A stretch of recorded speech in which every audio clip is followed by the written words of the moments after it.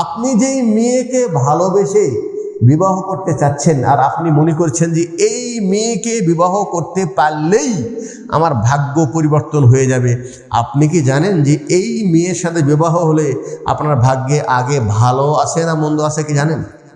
জানেন?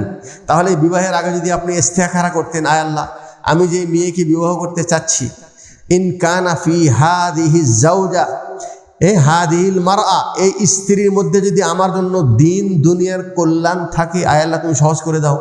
আর যদি কল্যাণ না থাকে তাহলে এই মেয়ের বিবাহের সাথে আল্লাহ তো আমাকে দূরত্ব সৃষ্টি করো।